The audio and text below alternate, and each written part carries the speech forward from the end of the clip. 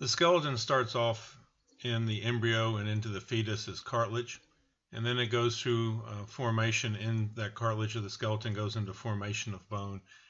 And it does it through two different processes. The first one is enchondral bone formation, and this is where the cartilage template is actually laid down for the bone, and then the bone will actually be formed from that cartilage. And this actually occurs from blood being introduced into the cartilage and actually causing chondrocytes to turn into osteocytes.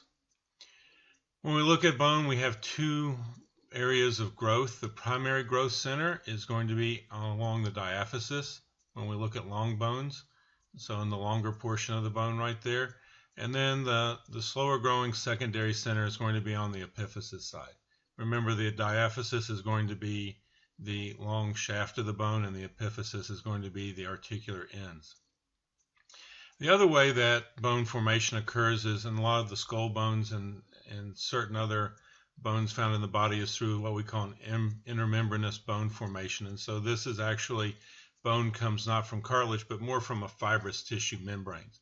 And the main place we find this is in the skull. There are some sesamoid bones that kind of actually do this too, like the horse's navicular bone is actually a combination of actually both enchondral and intermembranous bone formation. So when we look at this formation and we look at a long bone, we have the diaphysis, which is the main part of the shaft of the long bone here. And then you have the epiphysis, which would be the end of the bone right next to the joint.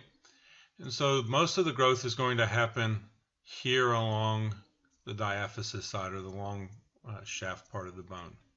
Where the two actually meet is where the actual growth plate's at, which is known as an epiphyseal plate. And so the epiphyseal plate in the young animals actually cartilage, and as this cartilage actually grows, it will slowly actually get vascularized, and that vascularization ends up converting the bone from cartilage over into actually the bone formation itself. Eventually, when the animal matures and moves from the adolescent to the adult, these epiphyseal plates will actually do what we call close, and basically they stop growing and all the cartilage in then is actually ossified and turned into bone. But this is how bones actually lengthen and grow shape, size and shape. So those cartilage cells, they arrange along the growth plate to make that growth occur and happen. And basically, when you introduce blood, that turns those chondrocytes into osteoblasts. And so those chondrocytes go from making cartilage to all at once now they're making bone. And then, once again, these epiphyseal plates will fully close off when the animal leaves puberty and enters into maturity as the adult. Looking at bone shapes, we're going to start off, this right here is a long bone. This is a femur. We're going to find these in the appendicular skeleton, meaning in the appendages. Examples of this in the forelimb is going to be bones like the humerus, the radius, the ulna, and the metacarpal bones. In the pelvic limb, or the hind limb, it's going to be the femur, the tibia, the fibula, and the metatarsal bone. Short bones are going to be in the appendicular skeleton, and that's these bones right here, and these are actually the bones of the carpus, and they're going to be found actually in the carpus and the tarsus. And so long bones are very long. Short bones, on the other hand, are more cuboidal or square, and so usually they are the same height as they are in width, and they're not very tall at all. Next is flat bone, which this is the scapula right here, and this is an example of one, and they're going to be found in the axial and the appendicular skeleton both. In the axial skeleton, so that of the central part of the body, the skull, the vertebra, and the ribs, you're going to find flat bones in the skull bones and in the ribs. And in the appendicular skeleton, they're going to be in the scapula and the pelvis, or flat bones. Lastly, we get to irregular bones, and irregular bones are also found in the axial and the appendicular skeleton. This is an irregular bone here, so the vertebra that make up the spinal canal and your backbone, those are all irregular bones, and they don't really fit in one of these other categories. They're not a short bone, they're not a flat bone, they're not a long bone. They have an irregular shape to them, and they don't really fit any of those categories. The other ones we see is in sesamoids of the digits, so these small little bones that help in movement of the digits, and then the patella, which is the sesamoid bone there, otherwise known as your kneecap. Next, we'll look at bone marrow real quick. So there's two types of bone marrow. There is red bone marrow and yellow bone marrow. When we look at bone marrow in young animals, it's almost all red marrow because red marrow ends up making blood cells. It's what we call hemopoietic tissue. And so as the animal's growing and in the neonate and the adolescent phase, and it's constantly getting larger, it needs more and more blood to make up for that increase in size. When it finally goes into the adult phase, then a lot of the red bone marrow will actually turn into yellow bone marrow. And that's because the body's not looking at needing to increase the amount of blood cells as the body size increases. It's just needing to maintain those red blood cells and white blood cells. So the red marrow actually starts to recede, and fat actually takes its place in the form of yellow marrow. And so yellow bone marrow ends up being primarily a storage area for the body to store excess energy, vitamins, different things like that. However, if there is a challenge and an animal has an issue where it becomes anemic or it needs to make more blood cells, red blood cells or white blood cells, then that yellow marrow will convert back into red bone marrow.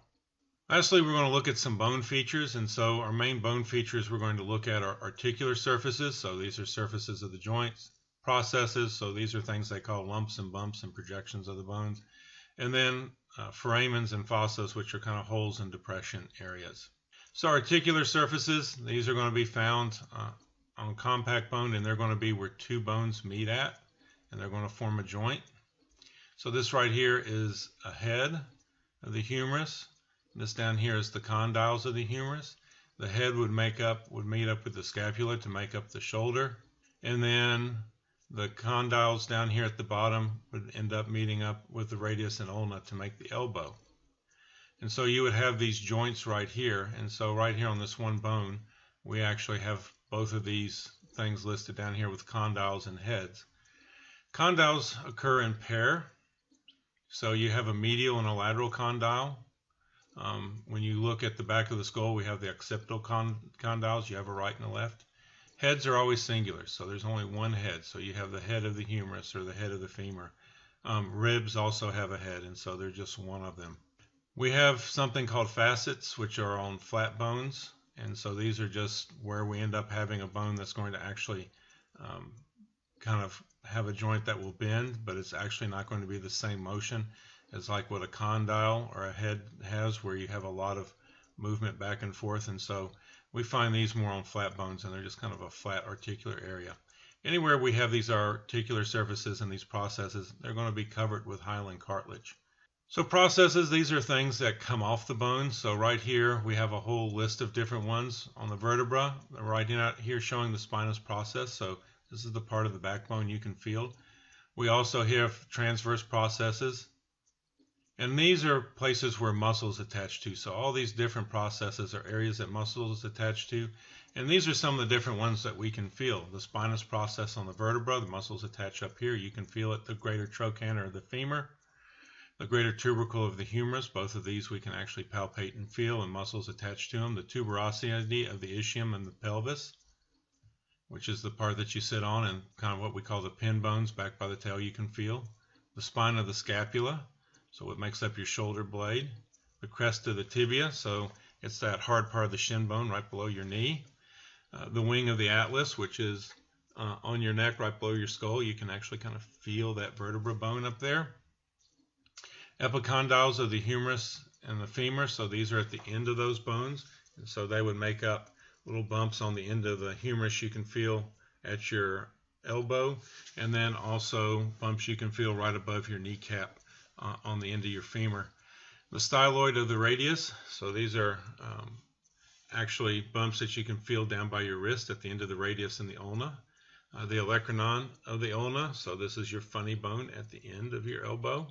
And then the malleoluses of the tibia and the fibula, those actually give you the bumps that stick out down in your ankles.